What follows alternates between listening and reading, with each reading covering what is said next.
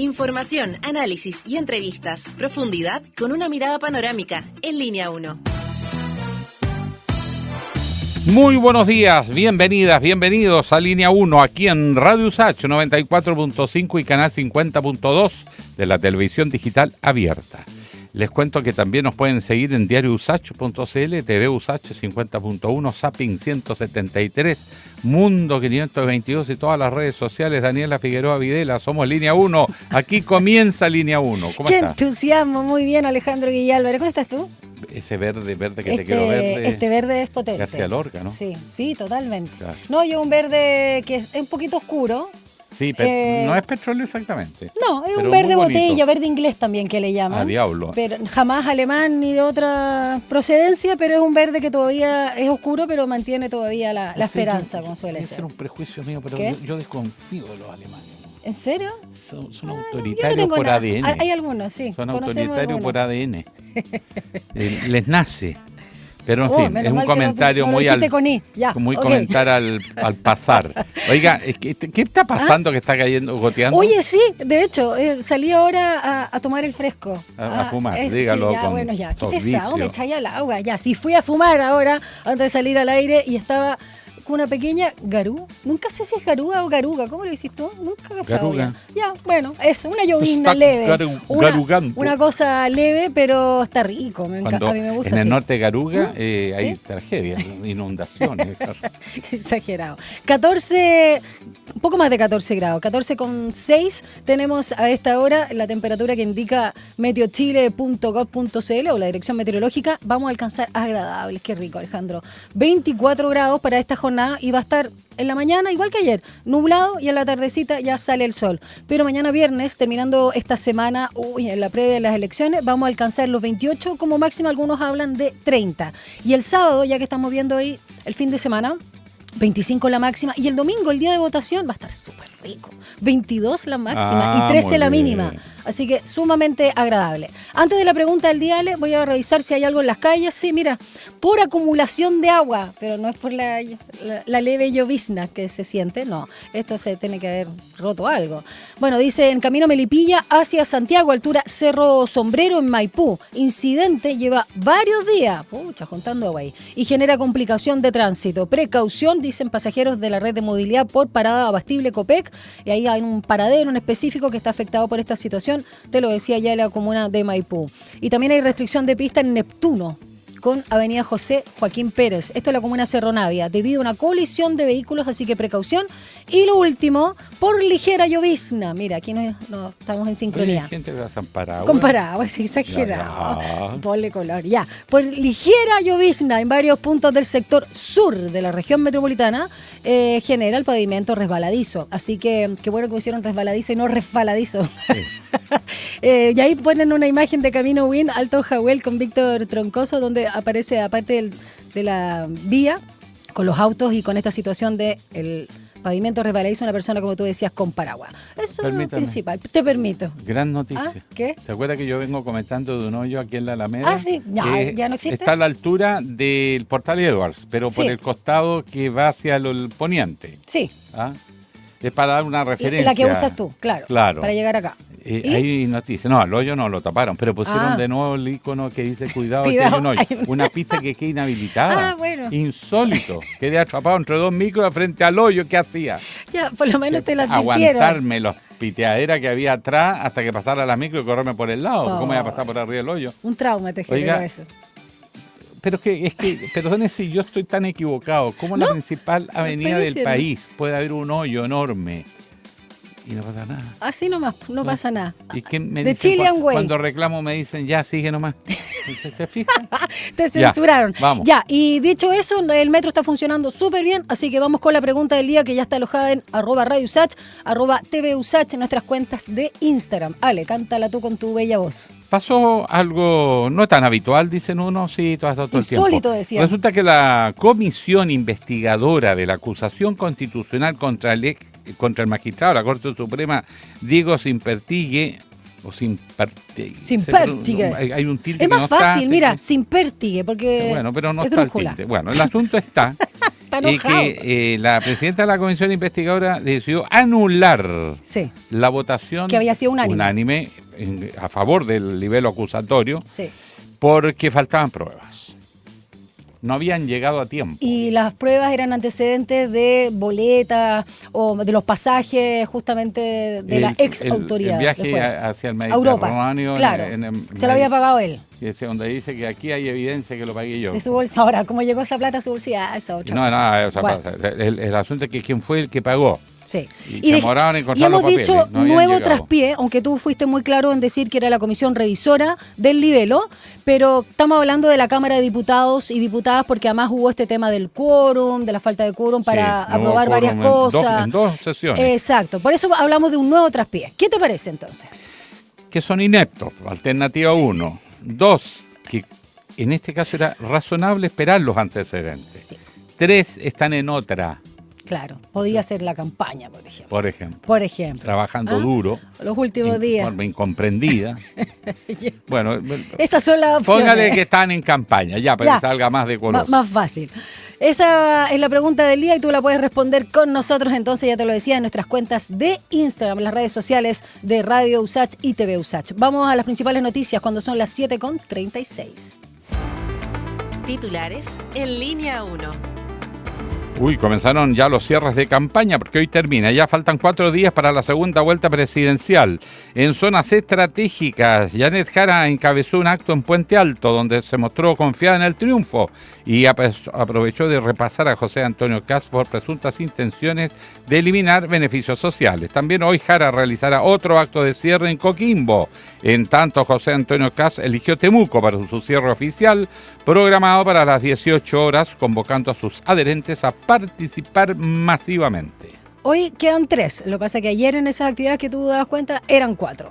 Y lo decíamos a propósito de la pregunta del día, la comisión revisora de la acusación constitucional contra el ministro de la Corte Suprema, Diego Sínpertigue, anuló la votación en la que había recomendado aprobar el libelo en su contra. La decisión se tomó tras confirmarse que un documento clave, que fue entregado en el plazo correcto, no fue debidamente informado por un error del secretario. La comisión había votado sin este antecedente y aprobado por unanimidad recomendar la admisibilidad de la acusación. La Comisión de Educación del Senado aprobó el proyecto que prorroga la entrada en vigencia de las nuevas exigencias para ingresar a carrera de pedagogía, que incluyen un aumento de más de 120 puntos en el puntaje mínimo de la PAES. El gobierno y los senadores respaldaron la postergación para evitar mayor caída en las matrículas. Nadie quiere estudiar pedagogía y le ponen más exigencias. Y permitir que las instituciones se ajusten a los nuevos estándares. Me gustan los titulares con comentarios. El Instituto Nacional de Derechos Humanos, el INDH, entregó su informe anual al presidente Gabriel Boric, coincidiendo con el Día Internacional de los Derechos Humanos. Esto fue el día de ayer. Y el documento, compuesto por 6 capítulos, aborda materias clave dentro del mandato del organismo, entre ellas el acceso a archivos de la dictadura, casos de corrupción, responsabilidad empresarial en derechos humanos, libertad de expresión, educación y migración. El informe busca actualizar el diagnóstico sobre el estado de los derechos humanos en Chile y proponer recomendaciones para fortalecer su protección y garantía.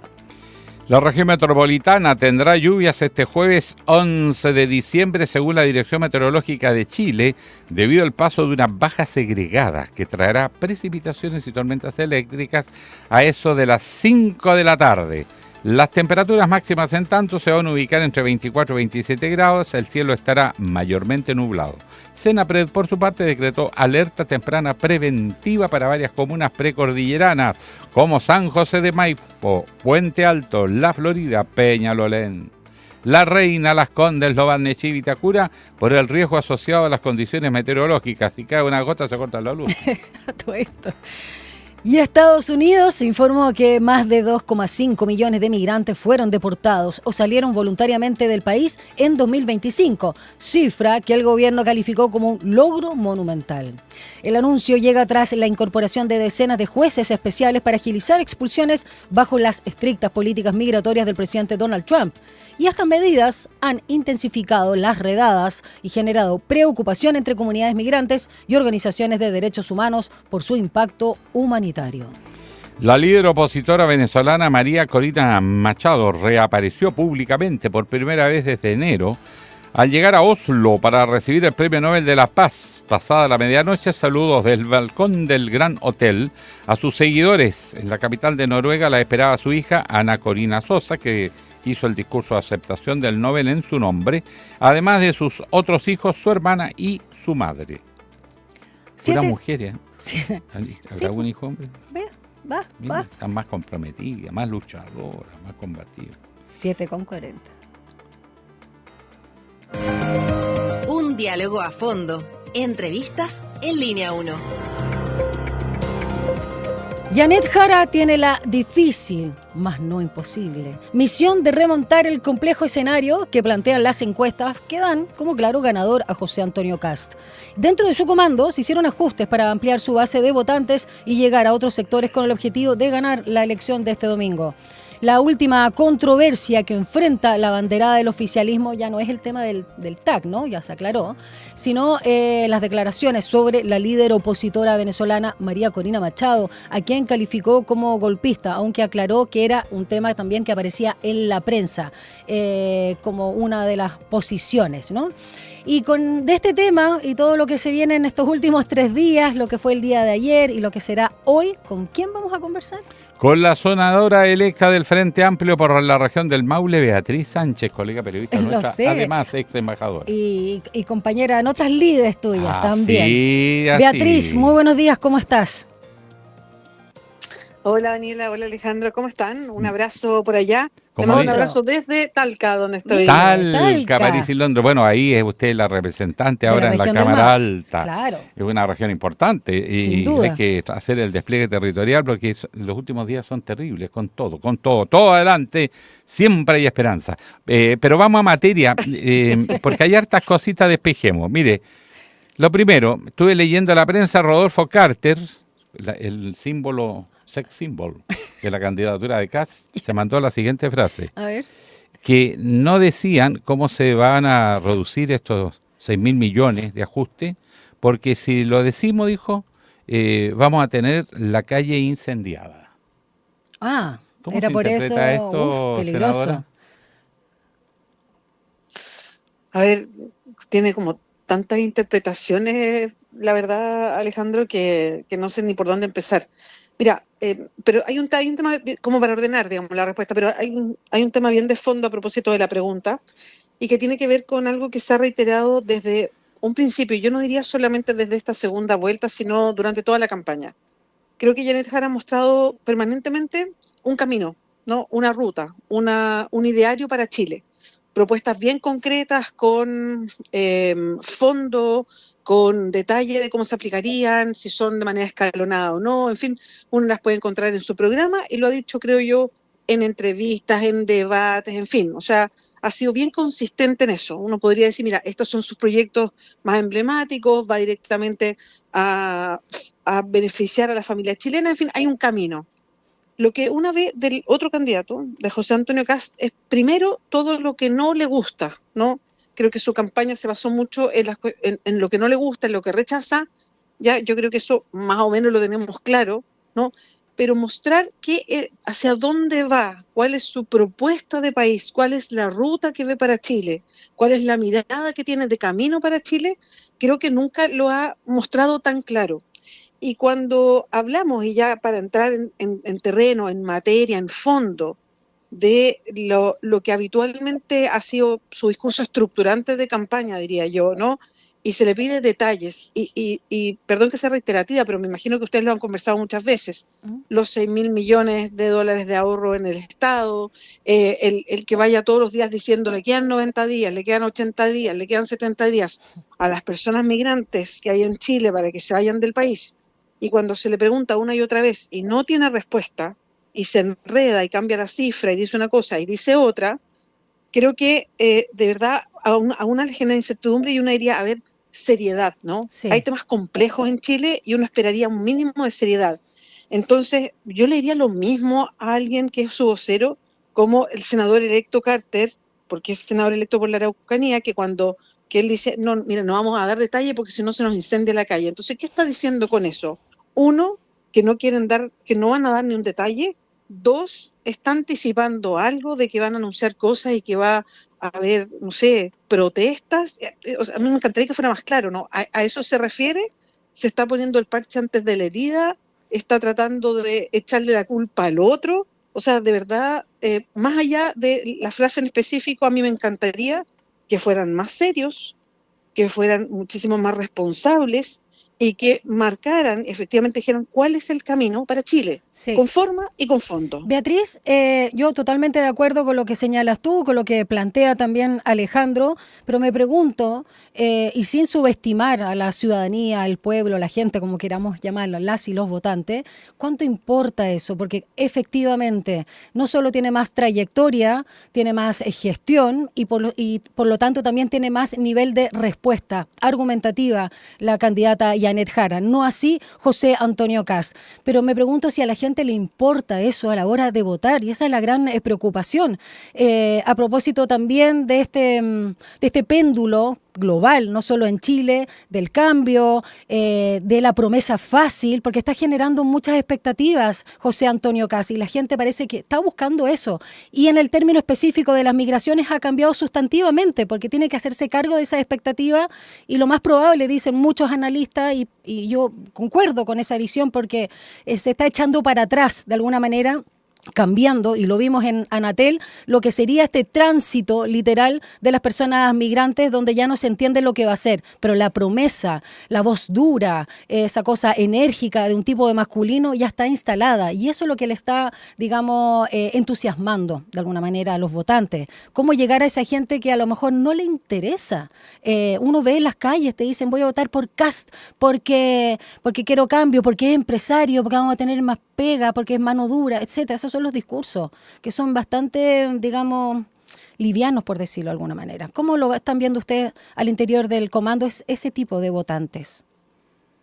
Sí, te entiendo a propósito de varias cosas de lo que vemos, ¿no? Por un lado, hay toda una estrategia que hemos venido desarrollando como comando, que me parece que es acertada y que es 1 más 1, 2 millones de votos para Janet Jara. ¿A qué nos referimos con eso? Haciendo como, no sé, pues, una imagen emotiva de cuestiones que las que conocemos, ¿no? Como el 1 más 1. Es que es el momento, y esto partió ya hace, yo diría, unas 2 semanas, es el momento de una conversación más íntima, justamente para ir buscando a alguien que conozcamos. Todos, yo creo, todas conocemos a alguien de nuestra familia, de nuestro compañero de trabajo, amistades, el WhatsApp del colegio, no sé, en fin, de personas que sabemos que o están indecisas o votaron por otro de los candidatos en primera vuelta, y uno podría hablar con ellos. Entonces, el llamado a una conversación más íntima justamente para lo que dices. Las campañas tienen una carga emocional muy importante y después una carga racional. Así es como entran, no sé, a todos nosotros, ¿eh? Sí. Esto no tiene diferencia según tú sabes más, tú sabes menos. Quizás la gente más politizada tiene clarito por quién va a votar siempre, pero eso es un mínimo de la población. Entonces, la idea de esta conversación más íntima es superar esa barrera emocional de, mira, esto me gusta porque, no sé, tiene mano dura, o porque me gusta, porque la siento confiable. Más allá de eso, que es lo emocional, entrar en una conversación más íntima respecto a que no da lo mismo quien gobierne, ¿no? Que es otra de las frases clásicas que uno escucha en elecciones, porque efectivamente nos enfrentamos a caminos que son distintos. O sea, lo que tenemos hoy día de propuestas, país, son caminos, estilos, formas y fondos muy distintos. Entonces, lo que estamos haciendo es esta conversación más íntima. De hecho, yo volví inmediatamente después de ser electa aquí a la región del Maule, he estado permanentemente acá, he estado en otras regiones también, porque me lo encomendó el comando, pero principalmente en el Maule, para retomar esta conversación con muchas comunidades y hacer una conversación más pequeña, ¿no? Como, ¿qué dudas tienen? ¿Qué les podemos aclarar? ¿Por qué no da lo mismo por quién se vota? Entonces, eso es una cosa. Ahora, todo esto es un camino que, por supuesto, tiene sus complejidades, pero es una forma de ir enfrentando esta, como ustedes dicen, esta segunda vuelta. Y un mínimo comentario que quiero también decir, y a propósito de las encuestas, ¿no? Y ahí Alejandro se acordará tantas veces que lo vimos como periodistas, después tantas veces que nos pasó a nosotros mismos, pero las encuestas hoy día, a mí me parece que tenemos una responsabilidad, quienes tenemos voz pública, y aquí están los medios de comunicación, pero también están los sectores políticos, también están los sectores sociales del país, que me parece que pese a que se equivocan, y no es porque sean malas y se equivocan, sino porque hoy día es complejo representar en encuestas a un sector grande de la población cuando hay voto obligatorio. Sí. Entonces, que las encuestas siempre estén catapultadas como a la verdad absoluta y se generen titulares respecto a la encuesta, así como ya ganó, fracasó, se desplomó, creo que es un contrasentido. Estamos elevando siempre a las encuestas a un nivel que no son proyecciones de momentos y le estamos dando como una verdad absoluta, y creo que resulta bien complejo en los escenarios de elecciones. Claro, instalan ideas fuerzas de alguna manera, usando ese término. Totalmente. Claro, totalmente. Además que se miden en escenarios distintos, incluso al de ahora. No hay proyección posible con ningún precedente, ni validez de ninguna encuesta con un voto obligatorio. Obligatorio como el de ahora. Algo sí. totalmente inédito. La verdad que no sabemos, estamos más bien intuyendo. Pero bueno, hubo un cambio de estrategia, aparentemente, entre primera y segunda vuelta de Janet Jara. En la primera vuelta era una Janet Jara más como la convocatoria amplia, el diálogo simpático, agradable. En el segundo se concentra mucho más en el cruzarse con José Antonio Kast, en sacarlo al pizarrón, exigirle que dé respuesta, con un Kast que ha manejado con cierta destreza esto de eludir cualquier respuesta y compromiso concreto. La destreza de la evasión. Claro. ¿Cómo están evaluando eso? ¿Está cambiando el ambiente? ¿Se ha recuperado votación? Yo diría que sí. Y a propósito de esta estrategia, es que llega un momento de agote, Alejandro, creo yo. O sea, sí. Como, a ver, tú lo dices de manera súper elegante, esta estrategia de cintura de José Antonio Kast de no responder nada permanentemente es bien agotadora, creo yo, ¿no? Y lo que creo que ha pasado es que después de que tú muestras cuál es tu ideario país y lo dejas bastante claro como una ruta, ¿no? Porque uno puede incluso imaginarse hacia dónde iría el país con Janet Jara. Creo que llega un momento en que a la persona con la que tú estás en oposición, digamos, la persona con la que estás en esta competencia, en esta elección, es necesario contraponer como posiciones, ¿no? Y llega un momento que tú dices, mira, yo te dejo muy claro esto, necesito que tú aclares esto otro, ¿no? Porque también me da la sensación, o sea, me queda la impresión a mí que siempre se nos ha exigido mucho entregar el por qué, el cómo, el cuándo. O sea, yo recuerdo, y no sé, te acordarás tú también, a nosotros con el Alejandro nos tocó ser candidatos juntos, claro. Y me acuerdo que uno hacía una propuesta y venían, no sé, 80 preguntas de cómo se va a financiar, de cuándo, de a qué hora, de en qué momento, a qué día y todo lo demás. Y a mí me parece que hoy día que hay un candidato que diga una cosa un día y una cosa otro día, de cuestiones tan complejas, tan importantes para el país, como la migración, por ejemplo, o tan importantes para el país como lo que va a pasar con el aparataje público, el aparataje del Estado, que es el que hoy día asiste y atiende y ayuda a que este país sea un poquito más justo de lo que es, que se reparta un poquito mejor la torta. Entonces, de verdad que a mí me impresiona, ¿no? Creo que a alguien se le saca una radiografía completa de lo que tiene que hacer con todos los detalles, plazos. En cambio, hay otro que navega bastante suelto, diría yo, sin que nadie lo aterrice, de decir, a ver, sabe que usted dijo esto y todavía no nos detalla, todavía estamos hablando que faltan 4 días para la elección y todavía no detalla efectivamente cuánto va a ahorrar del Estado y cómo lo va a hacer, ¿no? ¿De dónde va a sacar esa plata? Y de verdad, chiquillos, a mí eso me genera incertidumbre.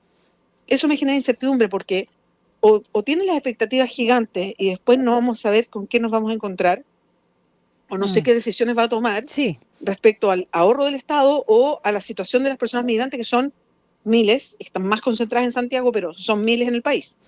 Beatriz Sánchez, comprendiendo, tomando lo que tú has señalado en inicio respecto a las encuestas, ¿no?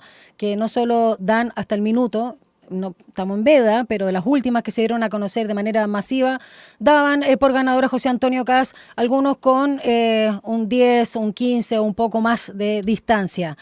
Sé que eso es lo que están instalando las encuestas, lo sé, pero tomando en consideración que no solo se pueden equivocar, sino que nos pueden sorprender. Igual quiero preguntarte lo que están señalando algunos analistas políticos y periodistas en relación a lo que han visto como performance, de alguna manera, de Janet Jara como la líder de la futura oposición.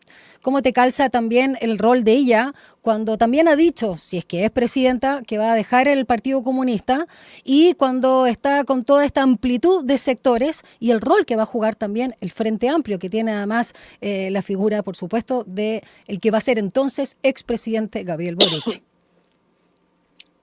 Sí, yo preferiría no adelantarme a lo que pasa el domingo, digamos, como para hablar sobre quién está en la oposición o quién no, para no Entonces, generar como Frente figura, Amplio en cualquier yo prefiero no escenario. adelantarme. Ya, Frente Amplio. Sí, sí, en cualquier escenario. Mira, el Frente Amplio hoy día es el país con que tiene más militantes, que tiene una bancada, es la bancada del oficialismo, si tú quieres, o del arco progresista más grande en la Cámara de Diputados. Tenemos vamos creciendo en senadores, teníamos uno, hoy día tenemos dos, tenemos una proyección de ir creciendo. Nos estamos instalando, y en eso hablo de la decisión estratégica que se tomó de que yo fuera candidata por una región como la región del Maule, por ejemplo, que es una región que tiene una región que se escucha, que se siente poco escuchada, es una región que tiene cifras muy decaídas, ¿no? De inversión, de proyección, de salarios, en fin, y era importante llegar a la región del Maule, y estoy muy, muy contenta, muy orgullosa de haber salido electa acá. Entonces, tenemos un partido creciendo y que está saliendo de la presidencia. Entonces, en ese sentido, creo que bueno, nuestra presencia va a seguir siendo muy robusta, y además lo que a mí siempre me ha gustado mucho del Frente Amplio, que tiene muchos liderazgos que han ido surgiendo y que se mantienen en lugares distintos. Sin duda que el presidente Gabriel Boric, cuando sea expresidente, va a seguir siendo un liderazgo importante, pero también hay otros liderazgos que surgen desde los municipios. Está Tomás Bodanovich, está Macarena Ripamonti, tenemos liderazgos importantes en el Parlamento, y menciona a Gonzalo Vinter, que efectivamente es un liderazgo dentro de la Cámara de Diputados. Entonces, creo que el Frente Amplio, después del gobierno, se consolida como un partido grande, un partido que llegó al poder, y un partido que tiene muchos liderazgos para seguir en el futuro. Respecto a nuestra candidata, Janet Jara, sin duda, que es, bueno, hoy día lidera la oposición como candidata, pero es una voz muy, muy fuerte, muy importante a propósito de este camino que tomó de ser la candidata, que además representa de una manera bastante inédita en Chile, desde un primer momento, a todo el arco, si tú quieres, del oficialismo, del progresismo, de la centroizquierda, en fin, para esta candidatura. Beatriz, senadora, perdón, vamos poniendo las distancias que corresponde.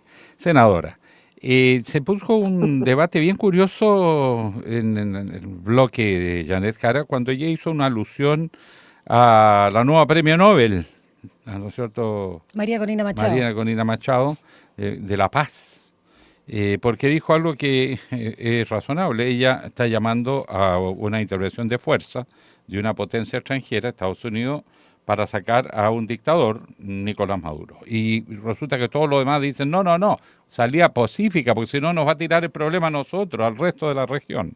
Con todo lo que salgan ahí, puede terminar en guerra civil, hay una serie de cosas.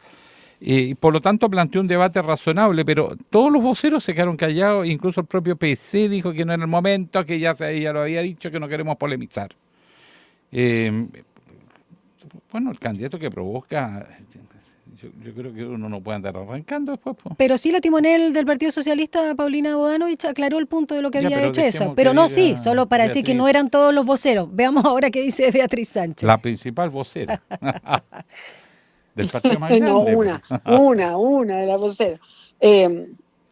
Yo creo que la candidata se expresó súper claro cuando dijo que ella ha considerado siempre ha dicho que Nicolás Maduro es un dictador y se concentra en eso. Y evidentemente, es lo que dicen ustedes, o sea, la intervención de un tercer país a otro es una cuestión que miramos de manera crítica, ¿no? Por nuestra propia historia, por la historia de América Latina, estamos muy pendientes de lo que pase con Venezuela, más allá de que hay una consideración muy clara por parte de nuestra candidata que ha dicho desde un primer momento que Nicolás Maduro es un dictador, ¿no? Y de lo que está sufriendo hoy día el pueblo venezolano. Ahora, dicho esto, de verdad que es bien...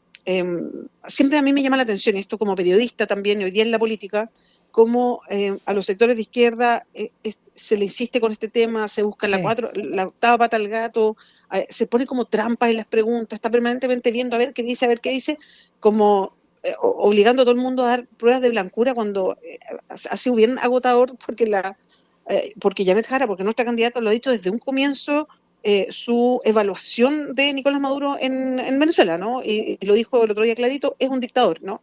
Sin embargo, uno mira lo que pasa en otros lugares del mundo, y no estoy comparando para que también no digan, mira, comparo, porque hay como en momentos ¿cómo se llama?, de competencia, de elecciones, hay una suerte como de sobreinterpretación de cada palabra que alguien dice, ¿no? No estoy haciendo comparativas, pero creo que hay que hoy día también en otros países y que uno podría identificar que son países de estas nuevas derechas, si uno quiere llamarlo así como en amplio, ¿no? Pasan cuestiones muy complejas, muy duras para la población, y es curioso, pero a nadie le dice que de las mismas derechas que se hagan cargo de eso, ¿no? Entonces creo que hay también siempre una mirada un poco desbalanceada, creo yo, de insistencia de que la izquierda esté permanentemente dando pruebas de blancura, y no veo esa conversación como extensiva para todos. Beatriz. Sobre todo en momentos en que estamos viendo estas derechas alternativas en el mundo o ultraderechas estar en un camino muy autoritario, ¿no? Sí. Avanzando en caminos muy autoritarios en sus propios países también, lo que nos tiene muy en alerta a propósito del riesgo de la democracia que existe. Beatriz Sánchez, para finalizar, brevemente, cuéntanos lo que se viene en esta jornada de cierre de campaña, que me imagino con una señal de descentralización en Coquimbo por parte de Janet Jara con todo su comando, o parte de su comando, en realidad. Sí, creo. Bueno, ayer fue el cierre en la Metropolitana, fue en Puente Alto, Sí. Habían 15.000 personas, estuvo muy bonito, estuve mirando fotos porque yo no estaba ahí, yo estaba acá haciendo un banderazo en Parral. La idea es que estemos bien desplegados porque si bien, claro, nuestra candidata está en sus cierres que son súper masivos, hoy día va a ser en Coquimbo, antes lo cerró también para la primera vuelta en Maipú y después lo hizo en Valparaíso y lo hizo en Concepción también, buscando hacer recorridos por el país. También va a haber cierres de campaña, banderazos, juntando a todos los voluntarios que se han ido sumando de a miles durante las últimas semanas en distintos puntos del país. Hoy día, por ejemplo, en Talca vamos a tener ahí un banderazo gigante en el centro, que vamos a participar y con mucho ánimo, con mucha energía, y yo diría con alegría también, cerrando estas campañas que son largas, que son bien agotadoras, pero con esa idea de que ojalá las personas vayan, en este 1+1 que decíamos, esta conversación más íntima, vayan averiguando más, que tomen esa responsabilidad del voto del domingo, porque, insisto, no da lo mismo por quién se vota. ¿Le queda bien el rojo a Evelyn Matei? ¿Perdón? ¿Le queda bien el rojo a Evelyn Matei? No sé si la ha visto, pero todo el día vestida de rojo. Mira, lo comenté el otro día en otra radio, pero nadie me pescó mucho cuando lo dije, pero a mí me pareció muy increíble, ¿no? No quiero ni sobreinterpretar nada, pero ha sido increíble esto de, no sé, el vestido rojo, la blusa roja, el cosmetiquero rojo, sí, la frutilla roja. Exacto. De Evelyn Matei. Dicen que es un acto de sororidad. Es como su pequeño acto de rebeldía, creo yo, ¿no? Y sorora. Es como mi acto de rebeldía, sin decirlo directamente, pero lo muestro, no sé. No, genial. Creo que es un acto de rebeldía de Evelyn Matei, pero esa es mi interpretación. No, pero todos vemos más o menos lo mismo, ¿no? Al menos un acto sororo. Gracias, Beatriz Sánchez, senadora electa del Frente Amplio por la región del Maule. Un abrazo grande. Daniela, Alejandro, un abrazo a ustedes, que les vaya muy bien. Muchas gracias, senadora. Gracias, chao. 8:03, vamos a una pausa, Alejandro Guillén. Sí, sería simpática bueno. Beatriz. Sí. Nos cae bien, es cierto. Vamos a una pausa.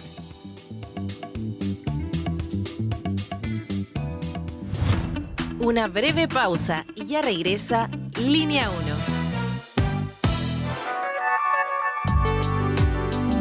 Es la hora en Radio USACH. 8 de la mañana y 3 minutos.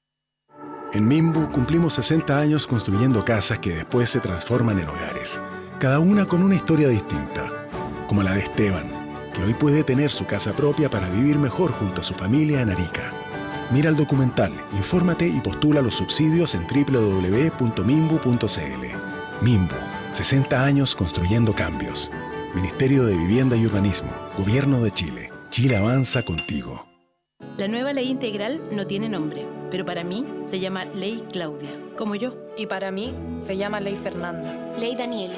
Ley Valentina. Mónica. Sofía. Camila. Sara. Francisca. Villaray. Teresa. Carolina. Una nueva forma de abordar la violencia contra las mujeres. Una ley que no lleva el nombre de una sola, porque es una ley en nombre de todas. Conoce la nueva forma de abordar la violencia contra las mujeres en leyintegral.cl. Ministerio de la Mujer y la Equidad de Género. Gobierno de Chile. Chile avanza contigo. Desde el 2 al 19 de diciembre a las 10 de la mañana, no te pierdas el especial de Decisión Chile, rumbo a la segunda vuelta presidencial. 4 capítulos en que abordaremos temas como migración, ciencia, educación y seguridad, junto a expertas y expertos en cada una de las áreas. Infórmate, compara y decide. Especial de Decisión Chile, cada día a las 10 a.m. por Radio USACH 94.5 FM.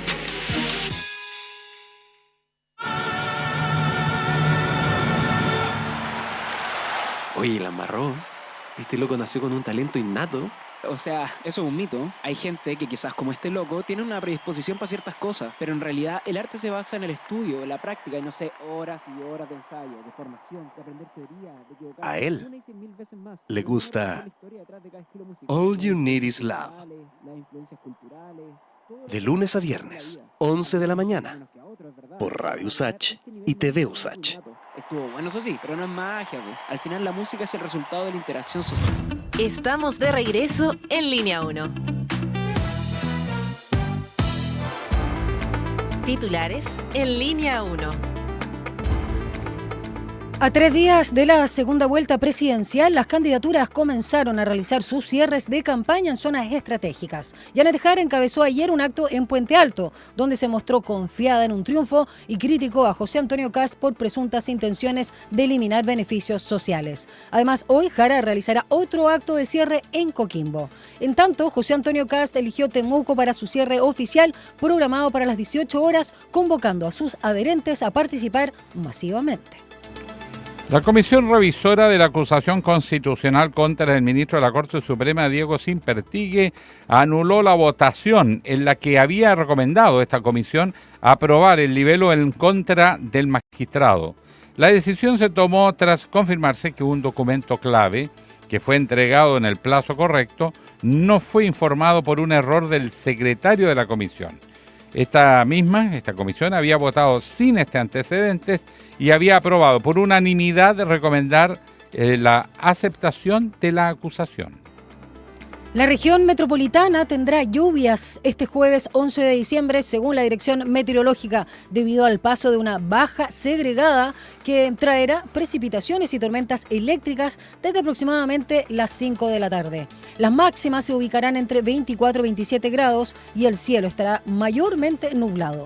Senapred decretó alerta temprana preventiva para varias comunas precordilleranas como San José de Maipo, Puente Alto, La Florida, Peñalolén, La Reina, Las Condes, Lo Barnechea y Vitacura por el riesgo asociado a las condiciones meteorológicas. Estados Unidos informó que más de 2,5 millones de migrantes fueron deportados o salieron voluntariamente del país este año 2025, cifra que el gobierno califica como un logro monumental. El anuncio llega tras la incorporación de decenas de jueces especiales para agilizar expulsiones bajo las estrictas políticas migratorias del presidente Donald Trump. Estas medidas han intensificado las redadas y generado preocupación entre comunidades migrantes y organizaciones de derechos humanos por su impacto humanitario. La líder opositora venezolana María Corina Machado reapareció públicamente por primera vez desde enero al llegar a Oslo para recibir el Premio Nobel de la Paz. Pasada la medianoche saludó desde el balcón del Gran Hotel a sus seguidores y en la capital noruega la esperaban su hija Ana Corina Sosa, quien dio el discurso de aceptación del Nobel en su nombre, además de sus otros hijos, su hermana y su madre. El gobierno de Venezuela calificó este miércoles la incautación de un petrolero frente a sus costas por parte de Estados Unidos como un robo descarado y un acto de piratería internacional. Eso en medio de las tensiones entre Washington y Caracas y luego que el gobierno de Nicolás Maduro afirmara que la administración de Donald Trump lo que quiere es apoderarse de las riquezas naturales, petróleo y gas del país latinoamericano. 8:09. Un diálogo a fondo Entrevistas en Línea 1. Por si a alguien se le pasó colado, ayer, 10 de diciembre, se conmemoró el Día Internacional de los Derechos Humanos. Y esta conmemoración se acompañó por diversos actos en distintas instituciones, incluida la USACH. Sí, tú estuviste presente en un conversatorio. Y las personas que les interesa este tema, que es la que más participa, tienen una genuina preocupación por el peligro de una regresión autoritaria de un eventual gobierno de una ultraderecha en Chile, que además ha sido negacionista, que además dice que va a liberar a los condenados por violaciones de derechos humanos. Es decir, hay un clima de incertidumbre en gente que valora los derechos humanos y que considera que la sociedad no siempre toma conciencia de ello hasta que pierde algunos. Bueno, de esto vamos a conversar con el director del Instituto Nacional de Derechos Humanos, Jerko Lubetich, que además va a referirse a un informe que se ha dado de cómo está la cosa en Chile hoy. Que recibió justamente el día de ayer también el presidente Gabriel Boric, el informe anual del Instituto Nacional de Derechos Humanos. ¿Cómo estás, Jerko Lubetich? Muy buenos días. Hola. Buenos días, Daniela. Buenos días, Alejandro. Un gusto estar con ustedes. Se le agradece el gesto. Y vamos a materia. Bueno, primero vamos a la situación hoy. Los derechos humanos no es solo no asesinar, no matar, no secuestrar, no torturar. Tiene que haber derechos hasta de cuarta y hoy día se discute hasta quinta generación, pero fundamentalmente derechos económicos, sociales, culturales, políticos, etcétera. ¿Cuál es el balance de Chile? ¿En qué estamos al debe? Bueno, ayer tuvimos, como ustedes mencionaban, oportunidad de entregar nuestro informe anual que suele cubrir el último año en materia de situación de derechos humanos. Allí nos abordamos algunas cuestiones de alta importancia. Yo diría cuestiones que han sido críticas de cara al debate de los últimos tiempos. Abordamos los temas relativos a la corrupción como un elemento que corroe efectivamente las instituciones democráticas, pero corroe sobre todo la confianza de la ciudadanía y tiene efectos bien devastadores en nuestra convivencia. Y es naturalmente un problema desde el punto de vista de los derechos humanos porque vulnera una cuestión central como es la igualdad que todas y todos tenemos en el acceso a nuestros derechos. En la medida en que hay alguien que recurre a los elementos propios de la corrupción, está adquiriendo la ventaja y una condición privilegiada respecto al conjunto de las personas que tienen el mismo derecho. También en esa línea analizamos las cuestiones relativas a el derecho a la educación. Aquí es importante decir que constatamos que medidas de políticas públicas y legislativas de los últimos años como el sistema de admisión escolar y el programa de integración escolar han sido cuestiones muy positivas desde el punto de vista de asegurar el acceso inclusivo a la educación pública. Así fuimos revistando varios temas. Diría yo, una de las cuestiones críticas que abordamos y que ha estado también en la palestra hace bastante rato y particularmente en el contexto de la contienda electoral ha sido el tema de la migración, que lo miramos desde el punto de vista de el acceso que tienen o no tienen las personas migrantes que llegan al país, cualquiera sea su condición, a derechos básicos, entre otros el acceso a la salud y a la educación. Ya nos vamos a detener y profundizar en alguno de estos 6 puntos que son los grandes temas que contempla el informe. Me quiero detener en uno en específico a propósito del momento que estamos viviendo, momento electoral, y que es algo que hace rato viene creciendo y no sé, más allá de los fact-checking también que puede realizar la prensa especializada en la materia o lo que se pueda luego también aclarar a través de las redes sociales o los medios de comunicación, sigue justamente estos discursos de odio, la información falsa o las llamadas fake news, ¿no? Las mentiras propiamente tal, y toda esta denigración, ¿no? que se hace a través de las redes sociales, que para muchos también confunden lo que realmente es la libertad de expresión. ¿Cómo se puede hacer, digamos, freno o cómo se puede, porque la advertencia está, el diagnóstico está, pero no sé si la solución, cómo mostrar, evidenciar y sancionar, me quedo sobre todo en el sancionar justamente estos discursos de odio que permiten, por ejemplo, que tengamos o podamos tener alguna autoridad que nos haga retroceder en materias tan sensibles como los derechos humanos. Sí, efectivamente, ese fue un tema que abordamos desde varios ángulos. Primero, el uso de las plataformas y las nuevas tecnologías de la información y de las comunicaciones está abriendo un espacio importante para fenómenos, claro, muy positivos algunos, pero muy negativos otros. Sí. Y precisamente allí están los temas relativos a la violencia digital, con diversos motivos. Lo analizamos en relación a la convivencia estudiantil, juvenil, pero también lo analizamos en relación, y citamos ahí un estudio que hizo el CERVEL junto con el PNUD, que demuestra que en materia de comunicación política y del uso de fake news y sobre todo campañas de desprestigio y agresión, esto afecta particularmente a las mujeres. Sí. Es bien significativa esta situación. Y también abordamos el tema de las fake news y la desinformación. Esto tiene consecuencias desde el punto de vista de derechos humanos en varias perspectivas. Una no solo tiene que ver con la integridad psíquica, los derechos a la intimidad, a la privacidad, a la identidad de las personas, en términos individualmente considerados, sino que también tiene un efecto muy complejo desde el punto de vista de la convivencia democrática y de derechos políticos tales como el poder pronunciarse sobre las grandes decisiones del país en un contexto de información adecuada.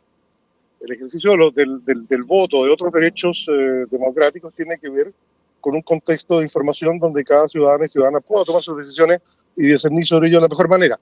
El fenómeno de las fake news, del uso de la desinformación, de los bots, etcétera, que se agudizan en contextos electorales, a nuestro juicio, es un problema muy importante desde el punto de vista de la convivencia democrática y desde el punto de vista de los derechos humanos. Y nos preocupa que lo que nosotros apreciamos es una tendencia al alza del uso de este tipo de instrumentos, y por lo tanto lo que proponemos, lo que sugerimos o recomendamos son políticas públicas de instituciones públicas con altos niveles de participación que puedan monitorear y hacer seguimiento a estas situaciones y tomar medidas que hay que ser cuidadosos, porque como esto es un ámbito que también hay que mirarlo desde el punto de vista de otros derechos relevantes como el de la libertad de expresión. Claro.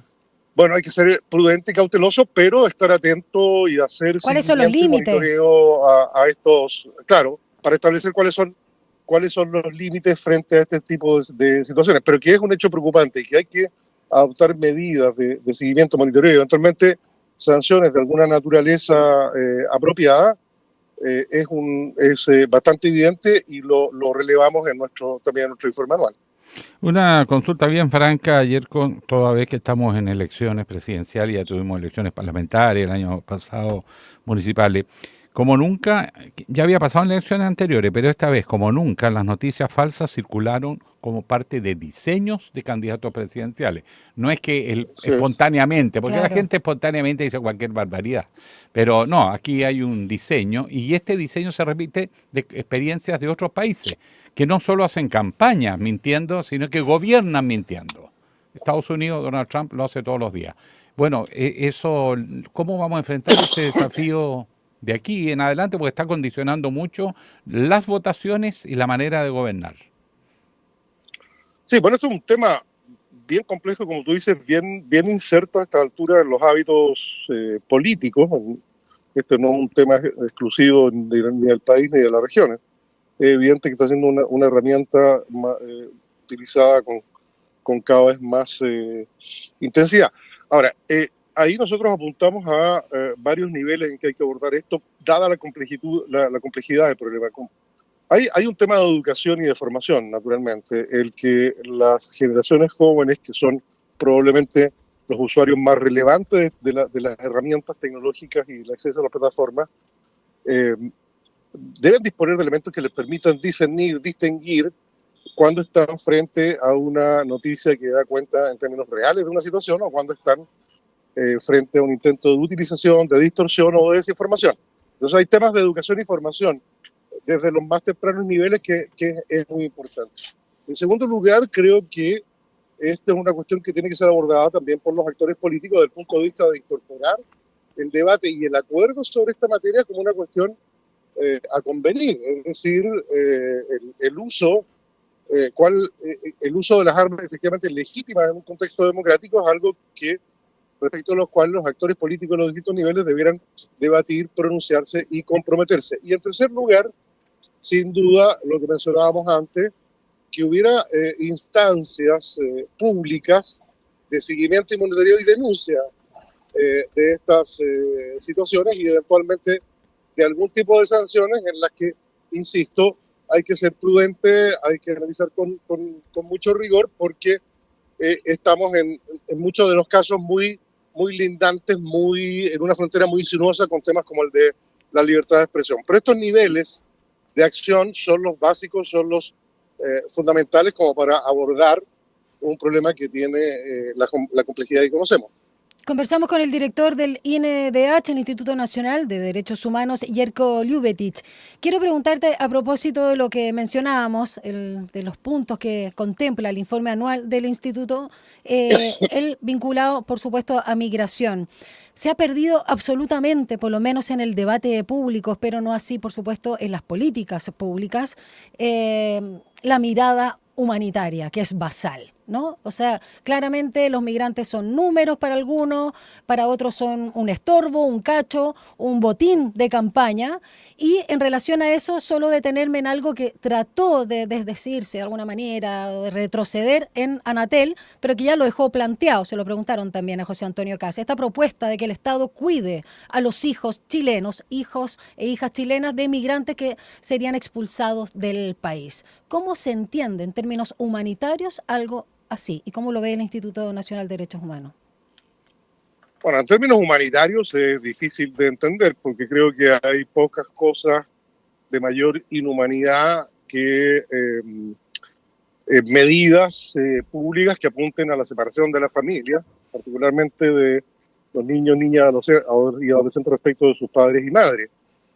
Entonces es muy difícil analizar esto desde el ángulo de una humanidad mínima. Yo creo que la temática relativa al fenómeno de la migración, así como el de la seguridad, desgraciadamente ha sido objeto o tratado de un modo poco apropiado, un modo que obedece más a las velocidades, apuros y urgencias de las campañas, de la necesidad de distinguirse, de diferenciarse, y no de un tratamiento y un análisis riguroso en todas las dimensiones que estos fenómenos conllevan. Entonces eso está llevando a que este sea un tema de campaña respecto al cual se formulan cuestiones y propuestas que no solo están carentes de una perspectiva de derechos humanos, una perspectiva básicamente humanitaria, sino que son inviables. Y la práctica en estos últimos años, desde que el tema de la migración es importante en el país, ha demostrado que hay cuestiones, hay medidas que no tienen viabilidad práctica alguna y que más bien hay que apuntar a cuestiones orientadas a la regularización de fenómenos. Las personas migrantes en el país, hay que empezar a identificar los niveles de criminalidad de los sectores migrantes del país no son menores, sino que son al menos iguales o inferiores a de los nacionales. El aporte que ellos hacen desde el punto de vista de la actividad de la economía es muy significativo. En promedio pagan más impuestos que los chilenos. Su aporte al PIB es más relevante que su peso específico como parte de la población. Es decir, hay un conjunto de cuestiones que tenemos que mirar con mayor frialdad, con mayor tranquilidad, con mayor serenidad, de tal manera que podamos hacernos cargo de esto que, como hemos dicho tantas veces, es un fenómeno que acompaña a la humanidad desde sus inicios. El desplazamiento de personas buscando mejores modos de vida o incluso la sobrevivencia es algo propio de la naturaleza humana y más que hacerlo tema de escándalo o de utilización política en materia de elecciones, hay que abordarlo con seriedad y sobre todo en una perspectiva de derechos humanos. Eso ha estado muy, muy ausente en esta contienda electoral, evidentemente. Jerko, ha sido un agrado conversar contigo, después conoceremos más en detalle ya el informe y con puntos que son muy sensibles en la mayoría de los casos y que nos demuestra un largo camino por delante y un serio problema de retroceso más que de avance en derechos humanos. Un abrazo. Gracias, Jerko. Un abrazo, muchas gracias y cuando ustedes dispongan. Gracias. Gracias, un abrazo. ¿Te permite un cogollito? Mira, se habló de, dijo expulsión. Sí. Y se le presentó un problema, entre muchos otros, ¿no? Que todo el mundo le hizo sentir que no se sacan 330.000 personas de un país así tan fácil. Y ahí los números no se equivocan, son 330.000, pues no haya confundido con 333. Los niños, porque eso ya sería violación de derechos humanos en el derecho internacional. Entonces se cambia el discurso y se habla de invitar. Sí, pues, así cambió después. Pero ojo, invitar bajo presión, claro, negándote los derechos a educación, a salud. Dijo que le iban a quitar los beneficios sociales. Dijo beneficio más encima. Ni siquiera usó la palabra derecho porque le dio miedo usar. Una vez más aparecen los niños, pero aparecen niños chilenos, porque son hijos de migrantes. Exacto, nacidos acá. Entonces cayeron de gracia los padres, una presión al grupo familiar que termina rebotando, lo que ya es una violación de derechos humanos, negación de servicio. Es una vez más los niños que quedan dando vueltas y todos hablan de los niños. Bueno, un poco lo que pasa en Estados Unidos, po. Sí, pues de lo eso que está estaba pasando. viendo Trump, de lo que es la ciudadanía y que lo que es el nacimiento a propósito de los migrantes. Está haciendo diferencia. Exacto, está tratando de hacer las diferencias, pero está distintas en la categorías, distintas categorías de ciudadanos. Así es. Eso están haciendo en Estados Unidos para que se vayan. Y se han ido entre expulsados y voluntarios más de 2,5 millones, lo que es una cifra gigantesca. Lo decíamos en titulares. Vamos ahora con tu editorial porque son las 8:25.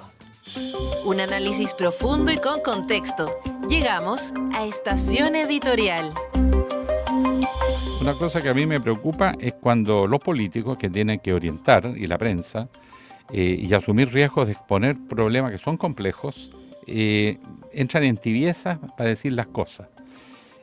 A propósito de que Janet Jara hizo una mención a Corina Machado, se generó todo un debate y los voceros silenciaron, hasta el PC se eludió, pero ella planteó un tema que, perdone que les diga, es absolutamente legítimo. La entrega del Premio Nobel de la Paz a Corina Machado se explica en el contexto de los esfuerzos, tanto europeos como norteamericanos y de algunos países de América Latina, por bajarse a un dictador que se llama Maduro, Nicolás Maduro. Legítimo porque es un dictador. A esta altura ya nadie le pone adjetivos más livianos. Es un dictador, punto. Sí. Y además se instaló en la segunda elección, pero sobre toda duda, en forma ilegítima porque no entregó los datos de los resultados electorales y eso no se puede tolerar. El tema es cómo. Porque el cómo puede significar la diferencia entre masacre y una solución que siempre va a ser tensionada. 2, puede ser la diferencia entre un pavor migratorio, que venga una nueva aliada a países que ya estamos afectados por las migraciones, producto de consecuencias políticas. Muchas migraciones son cambio climático, presiones políticas, exilio, etcétera. Y como todos queremos parar esto porque nos está afectando a todos, y además por razón humanitaria queremos una salida pacífica. Y hay elementos que se están dando, pero yo quiero ser bien preciso.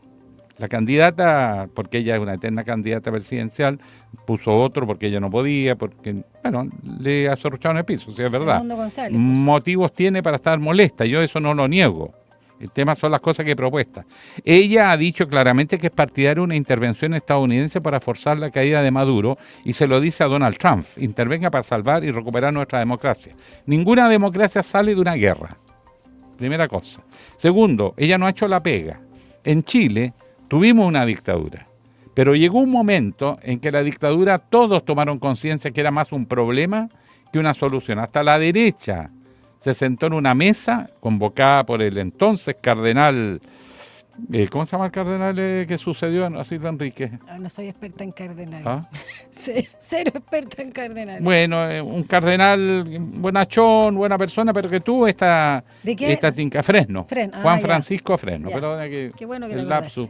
No, bueno, él convoca a lo que se llamó el Acuerdo Nacional. Ya. Y se puso a trabajar derecha, centro y gran parte de la izquierda en un diseño para volver a la democracia pacíficamente. Y lo primero que hay que hacer cuando quiere sacar a un dictador no es solo criticar al dictador, es ofrecerle al país una alternativa cierta, creíble, sólida de alternativa. Hay que ofrecer gobernabilidad, algo mejor que lo que hay. Y ella nunca ha sido capaz de construir un acuerdo en la oposición venezolana. Porque hablan de las oposiciones. Se habla de las, pero es que además no se entienden, se atacan, se agreden. Llevan todos estos años de la dictadura y sin embargo no son capaces de construir un acuerdo. Entonces ella no está impulsando la paz, el reencuentro con la democracia, sino que está generando una situación que podría terminar en efectos catastróficos para Venezuela, pero también para América del Sur. No, sí, además y en el caso de Estados Unidos, claro, la mayoría de los norteamericanos no quiere otra guerra de este tipo, porque puede dar a muchas cosas, que se instaure una guerrilla. No, rechazan absolutamente esta intervención o Exacto. injerencia. Entonces, bueno, yo creo Más que bélica. planteó un debate legítimo y los voceros dejan de andarse escondiendo y el PC diferencia claramente.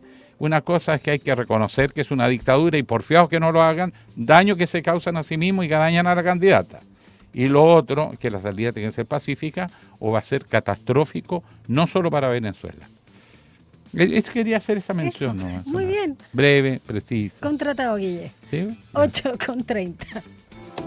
La economía y tu bolsillo están en Línea Económica. Hola, Gonzalo. Hola, buenos días. Hoy día lo voy a saludar sin molestarlo, Gonzalo. Estás haciendo bullying, como en los colegios te cambiaba el nombre. Gonzalo Espinosa, ¿cómo estás? Muy buenos días. Yo bien. Fiscal nos tratamos por el apellido. Ah, por el apellido. Me podrían decir Espinosa. Sí, Espinosa. Flaco Espinosa, porque además es con un adjetivo. Flaco Espinosa. Guillier. Bueno, avancemos con con las noticias económicas. Mira, les voy a proponer una dinámica. Yo les voy a decir el titular y ustedes tienen que decir ¡oh! Ya, dale. Así como para levantar el ánimo a los chilenos. Está medio alicaído el ánimo. Ya, dile nomás. Porque por séptima vez Chile vuelve a coronarse como el mejor destino de aventura del planeta en los Oscars del turismo. Y eso va a aumentar ahora. ¿Cómo le llaman? Turismo. Salió medio forzado. Pero sí, bueno. salió forzado, pero no importa. Tienen que practicarlo más. Sí, claro. Pero bueno, les cuento. Turismo aventura, turismo de riesgo. El turismo en general. Claro. Estos son los World Travel Awards. Ese es el premio que ganó Chile. World Travel Awards. Around the world. Ahí va a andar por la Alameda para saber lo que es turismo aventura. Sí. No sabes si va a llegar con el auto entero o se te va a desarmar en el camino. De esta manera, Chile refuerza su liderazgo global. Sí. Gracias a la diversidad de sus paisajes, la calidad de su oferta turística y el trabajo sostenido con las comunidades que impulsan el turismo de naturaleza y aventura. Les cuento que durante los últimos, desde el 2015, Chile ha obtenido 30 premios de este estilo. Exacto.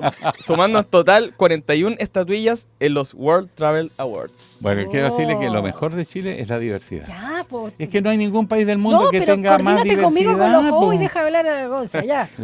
Para cerrar esta noticia, les digo que en el certamen de este año, Chile dejó atrás a Japón, Costa Rica, España, Emiratos Árabes y Nueva Zelanda, que habían ganado sus respectivas competencias continentales. Un par de islas perdidas en el Pacífico. Nueva Zelanda, dile Isla Chica de Nueva Zelanda. Pero si es chica, Australia es grande, pero Nueva Zelanda. Pero tienen muy bonitos paisajes. Sí, es más chica. Pero un par de islas grandes, córtela. Muy bonitos paisajes. Pues si lo estamos listos. Pero Chile ganó el primer lugar. Oh, increíble. Yo reivindico el norte. Me siento la patana. El desierto, ¿tú cuál serías? El desierto más grande del mundo. Tenemos desde el desierto más grande del mundo hasta la Antártida. Alejandro se parece más a Tulio. No, en verdad, Alejandro es Tulio. Yo vendría a ser algo así como Bodoque. Ay, sí. Hoy te parece. Ya, te escuchamos. Miren, perdón. Más titulares.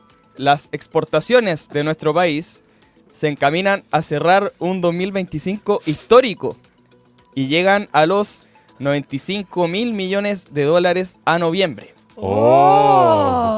Increíble, ¿eh? Las exportaciones chilenas siguen marcando la pauta.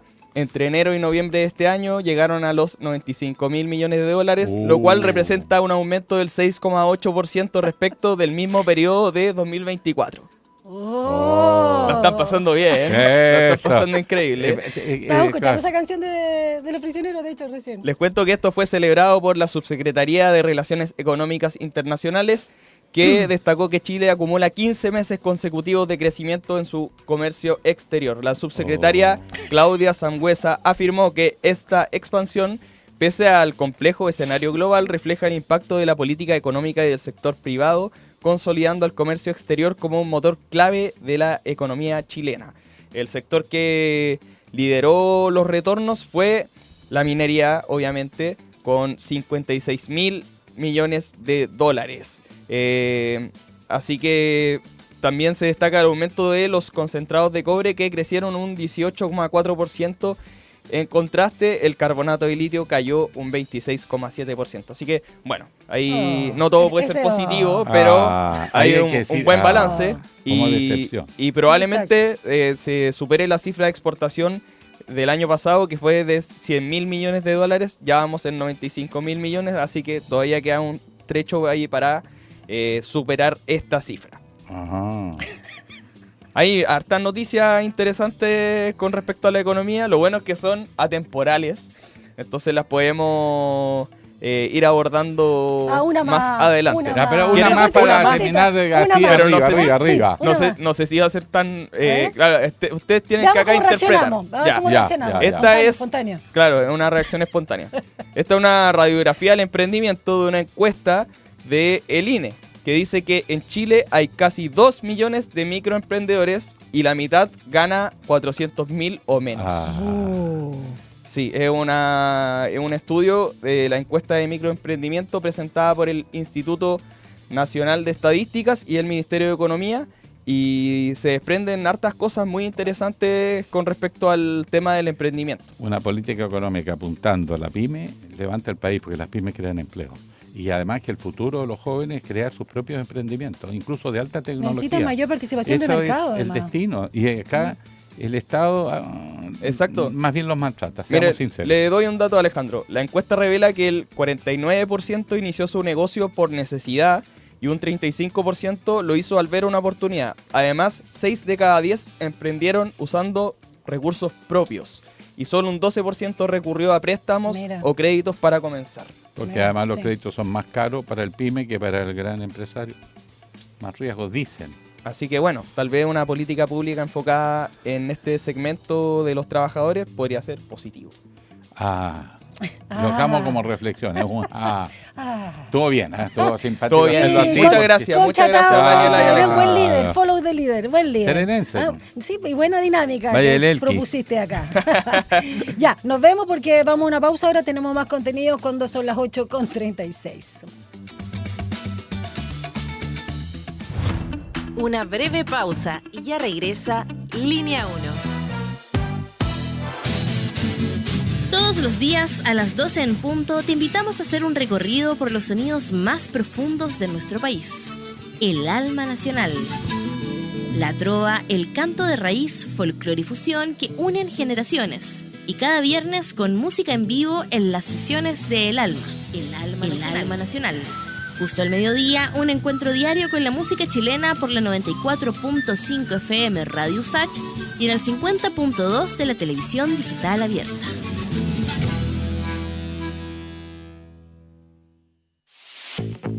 Este 2025 te invitamos a Somos Expertas, Nuestra Voz.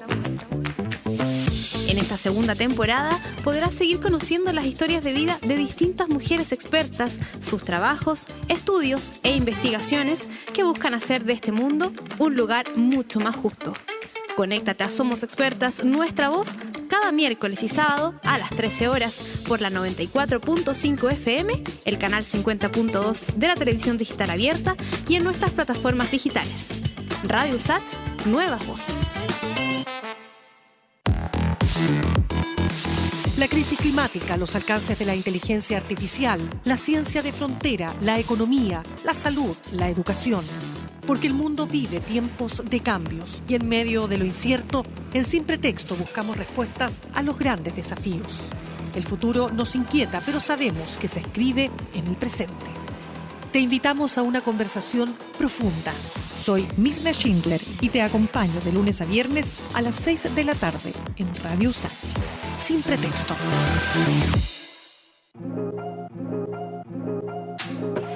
Sé parte de nuestra franja cultural en Artes y Oficios los lunes y viernes a las 17 horas. Teatro, danza, música, cine, artes visuales, literatura, tradición y vanguardia. En Artes y Oficios conocemos más del trabajo que existe detrás de cada creación realizada por las y los protagonistas del mundo artístico, cultural y patrimonial y de su impacto en nuestra sociedad. La invitación es a discutir la cultura con todas sus aristas. Juntémonos en la 94.5 los lunes y viernes a las 17 horas. Radio USACH, nuevas voces. Estamos de regreso en Línea 1. 8 ya con 39. Oye, Alejandro, se siente sumamente rico afuera. Bueno, a mí me gustan los días nublados y húmedos. Helado, ¿eh? ¿Quieres que te apague el aire? Ya. Lo que quiere que termine congelado. Acá. Oye, 23 grados, está mejor que afuera. Afuera tenemos 15 grados, se mantiene menos de 15 grados, 14,5, lo mismo con lo que comenzamos a las 7:30.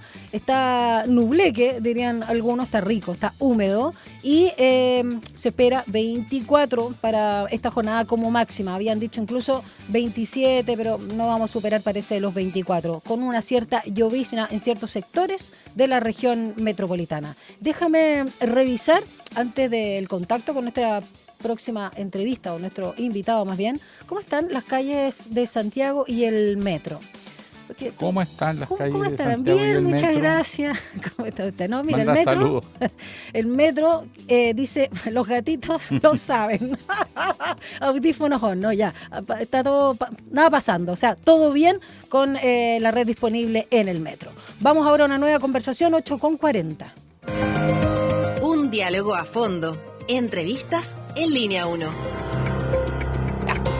Lo comentaba dispare. En titulares, ¿no? Que esta comisión, la revisora, ¿no?, de la Cámara de Diputadas y Diputados, que está encargada de analizar la procedencia, o sea, corresponde o no el libelo o la acusación constitucional que se presentó contra el ministro de la Corte Suprema, Diego Simperti, que está suspendido, va a sesionar este jueves 11, hoy, para revisar los nuevos antecedentes remitidos por la defensa. Esto se produjo luego que la votación realizada ayer miércoles en la Comisión Revisora de la Cámara fuera anulada por un error en la entrega de documentos clave. De todas las aristas que tienen en relación con la trama bielorrusa, pero sobre todo la de la ex autoridad, ¿no? Simperti, ¿con quién vamos a conversar? Con nuestro gran amigo, abogado penalista Mauricio Daza. Mauricio, ¿cómo está? Que para todos nosotros, gran amigo. Hola, Mauricio. Sí, bueno, a nosotros nos conocemos mucho tiempo. Amigo, obviamente. Ustedes, yo no lo conozco personalmente, lo veo en la tele. No, en el Congreso, gran asesor del parlamentario. Bueno. Y, muy buen abogado y muy disponible siempre. Así que muchas clarito, gracias, Mauricio. Muy clarito. Oiga, empecemos por los detalles del covidillo y después entramos a temas más estructurales. Pelemos. Esta medida que la comisión de acusadora, ¿no?, que tiene que revisar la acusación, mejor diré, contra el juez Simperti, anula una votación y su presidenta dice que lo hace porque surge un nuevo antecedente que pudo haber cambiado la votación.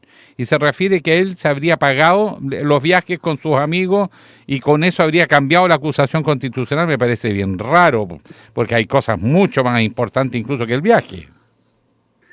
Eso es absolutamente cierto. La verdad es que creo que acá se demuestra que no se actuó de una manera muy prolija, ya que los supuestos nuevos antecedentes son antecedentes que estaban allegados a la investigación que se está llevando a cabo en el Congreso, y sencillamente a alguien se le pasó dar cuenta de estos antecedentes al momento en el cual la comisión de 5 diputados estaba viendo en una primera instancia esta acusación. O sea, no es que hayan mandado algo después de la votación, sino que estaba, pero a alguien se le olvidó dar cuenta. Al secretario le echaron la culpa. Responsabilidad.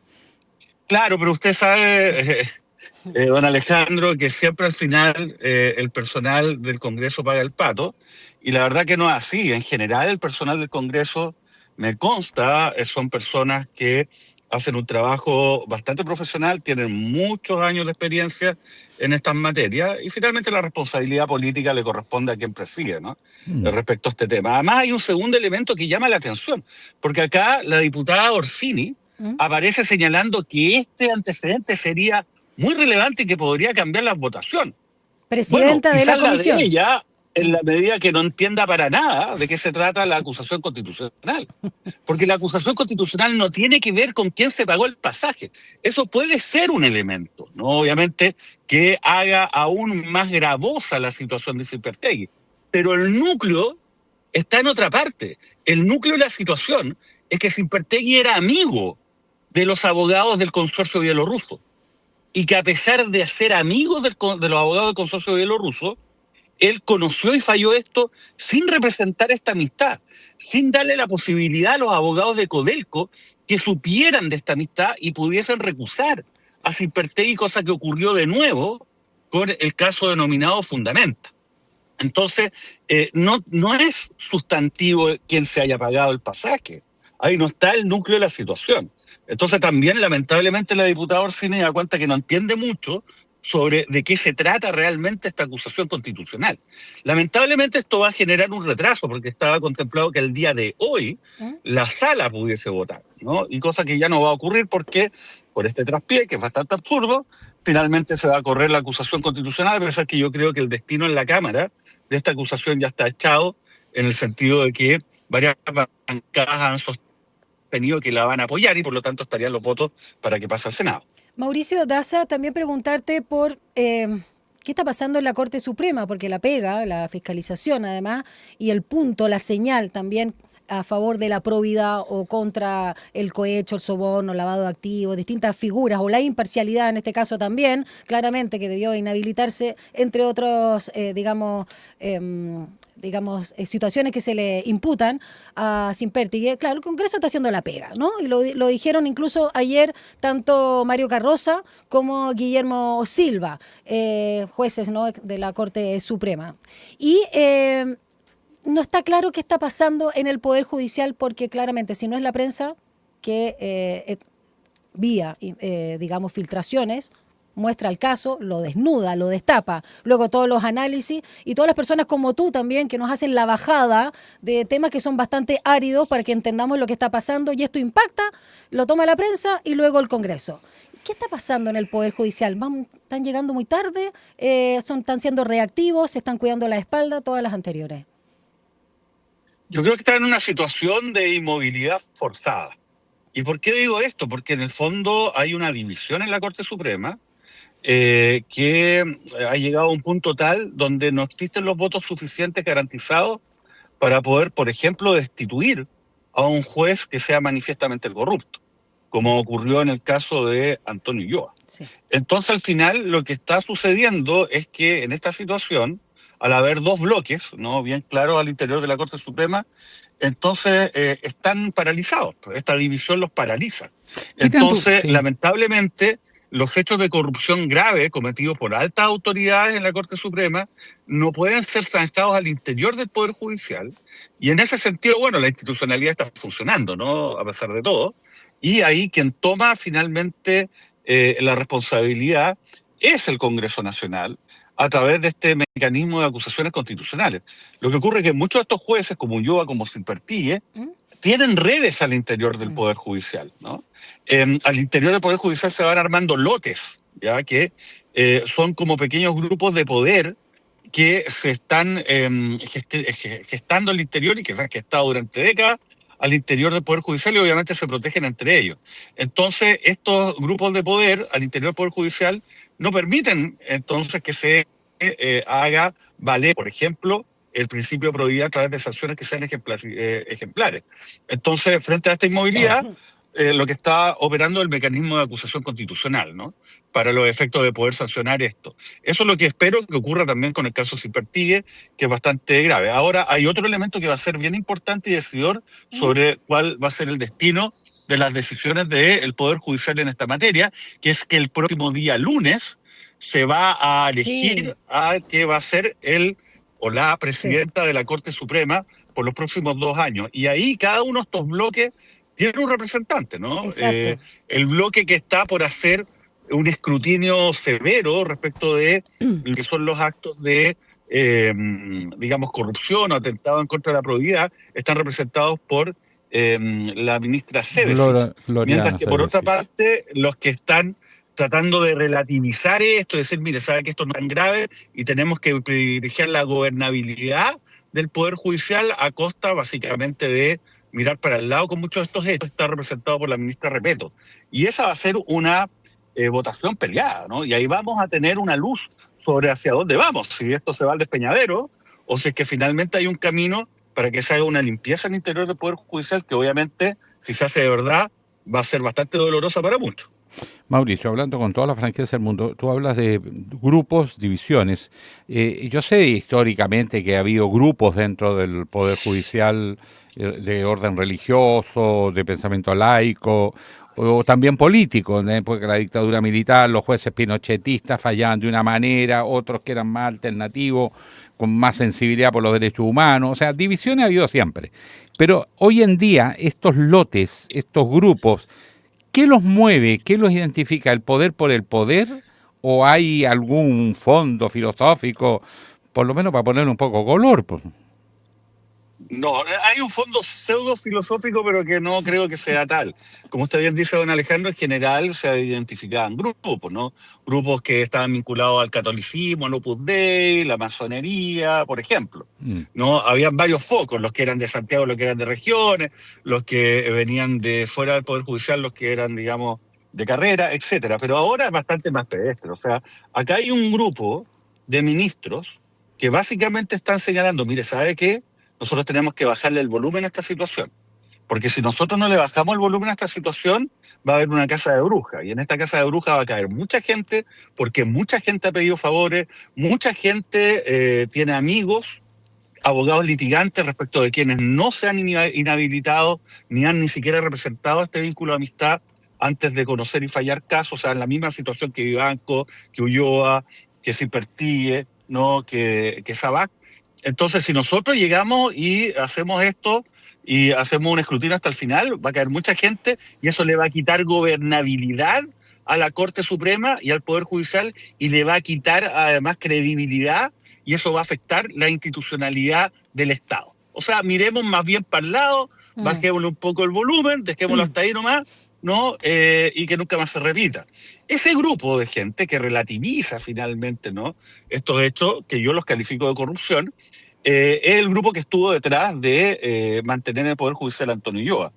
Son a lo menos 7 ministros, ¿eh? Y están ellos otros 7 que no ahora. llegaron. Ahí se dividieron en 7, 3-7. Los que aprobaron en la destitución, los que rechazaron y los que no llegaron. 7. Los que no llegaron, ¿en qué bando están? Es que es muy probablemente están en el bando de que se inhabilitaron porque probablemente también estaban en una situación similar a la de Ulloa. O sea, yo creo que hoy día hay una mayoría que está en la tesis de bajarle el volumen a esta situación. ¿Ya? O sea, no hacer una limpieza profunda, no hacer un escrutinio total.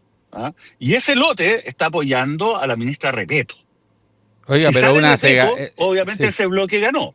Oiga, pero seamos sinceros, con la prensa incisiva como hasta ahora, con todas las nuevas tecnologías que es fácil chequear datos, cruzar, mucho más que antes, eso es tapar el sol con un dedo. Le va a seguir reventando una y mil veces los escándalos. Lo que pasa, don Alejandro, que yo creo que ellos, los ministros de la Corte Suprema sobre todo, y ministros de Corte y varios jueces, no están conscientes acerca de la gravedad de esta situación y cuál es finalmente la forma en que esto lo está viendo la opinión pública y que esto ya no va para más. Le cuento una anécdota, que no es una anécdota, es algo más que una anécdota. Yo soy abogado querellante junto a María Inés Horvitz en la causa de querella de capítulo, en general la imputación penal en contra de Manuel Guerra. Y nosotros, bueno, obviamente no hicimos parte en la Corte, hay una querella de capítulo que es una suerte de desafuero que se va a ver, se suponía que se iba a ver en la 7ª sala de la Corte de Apelaciones de Santiago, ¿ya?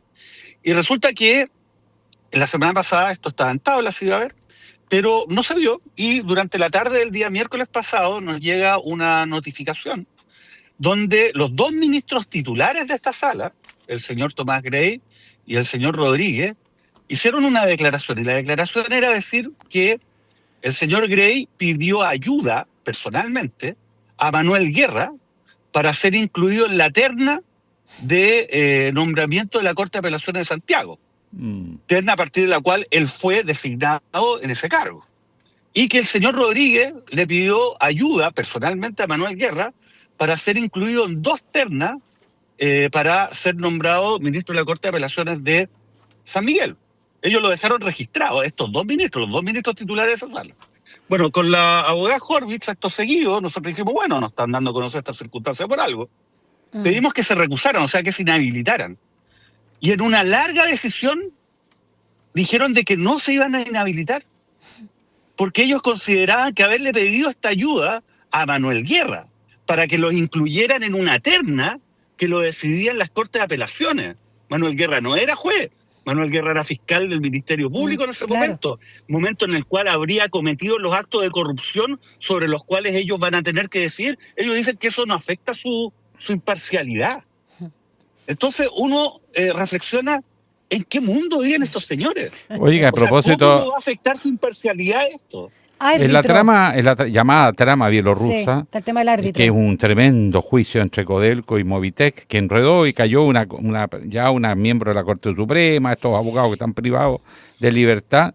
Ahora viene un nuevo escándalo, porque hay una comisión de arbitraje y mediación. La CAM, la Cámara de Arbitraje y Mediación, que designó como nuevo encargado de llevar esta causa nada menos que a un ex abogado integrante de la Corte Suprema que firmó fallo junto a Ángela Vivanco. Pedro Hernán Águila. O sea, tino... ¿Cómo se entiende? A ver, esto se entiende. No tienen criterio, opción 1. 2, son carepalo. 3, es un problema de, no sé... Es sistémico. Corrupción sistémica, que donde mire están. Están todos en la misma.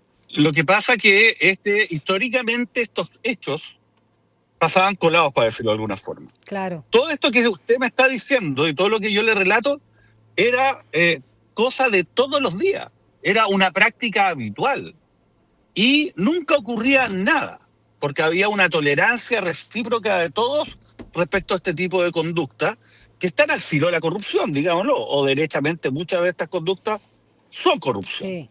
Pero todos la toleraban, porque en el fondo existía como el sentido de decir, ¿sabe qué? Ya no nos toquemos entre nosotros, porque el día de mañana usted puede estar en la misma posición que yo hoy día. Entonces, al final, esto se toleraba, entre comillas. Ahora, obviamente, en el caso de la muñeca bielorrusa estamos en una situación que es mucho más grave, porque acá hay antecedentes que dan cuenta de forma fehaciente que se le pagaban coimas a una ministra de la Corte Suprema para los efectos de obtener fallos favorables, cosa que finalmente generó un perjuicio para una empresa del Estado por $25 millones. Sí. O sea, 25.000 millones de pesos a la fecha. Entonces, obviamente, esta situación es un cambio, ¿no? Obviamente, y se está conociendo todos estos casos, pero obviamente está la inercia de los ministros, la inercia del Poder Judicial, la forma como siempre se han hecho las cosas, y yo creo que hay que cortar de una buena vez esta inercia.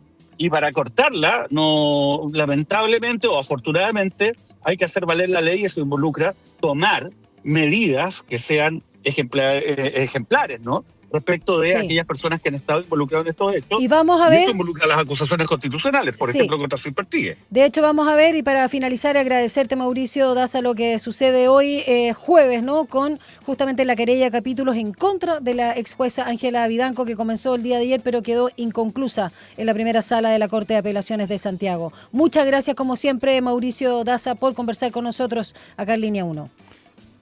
Encantado, un gran abrazo y que estén muy bien. Muchas gracias, señor abogado. 8:57. Vamos a revisar la agenda de esta jornada de día jueves, ya 11 de diciembre, con nuestro compañero Gonzalo Espinosa. Esa fue mi cortina. Sí, tú ya adelantabas la agenda. Pero les cuento que a las 11 horas sesiona la comisión de la Cámara Revisora de la acusación constitucional contra el juez Diego Simpertigue para realizar esta nueva votación, luego de que fue anulada la de ayer. A las 6. Importante esto. A las 6. Perdón. A las 6 es el último cierre de campaña de la candidata del oficialismo y la democracia cristiana, Janet Jara, en Coquimbo. Y a las 6 también es el cierre de campaña de José Antonio Kast en Temuco. Vamos con los resultados de la pregunta del día. Acá también pueden reaccionar, por favor, mi coro de la tragedia griega. Espérate, la de José Antonio Kast, ¿cómo fue el cierre de campaña? ¿Tu reacción? ¿Cómo fue? No, yo estoy diciendo nomás que cierre de campaña. Se acaba la campaña. Ordenémonos, por favor. Ya, la Cámara, la pregunta del día. La Cámara de Diputados sufrió un nuevo traspié tras anular la votación de la acusación constitucional en la comisión revisora contra el juez Diego Simpertigue, y le preguntamos a nuestro público en nuestras redes sociales qué le parece. Un 73%, la mayoría señaló que son ineptos. Un 0% dijo que es razonable esperar nuevos antecedentes y un 27% sostuvo que están en campaña nuestros congresistas. Está clarito. En otro. Así que Está dando jugada. el 73% señala que son ineptos. Oye, un hecho que pasó un poco inadvertido. El conservador de Puente Alto, este señor de la billetera fácil. Llaver. Sí, Sergio Llaver. Bueno, se le armó un sindicato. Sí, porque no tenían, y ¿Cómo no con está? Migueles habían hecho todo para que no tuvieran sindicato. Ahora se le formó el sindicato Sí. dentro de la notaría y el tribunal designó interino Sí. para que ya la cosa se ordene. Así que cuando tú sales... Bueno, No sé por qué te fuiste para allá, pero bueno, está bueno el dato. No, pues sí está...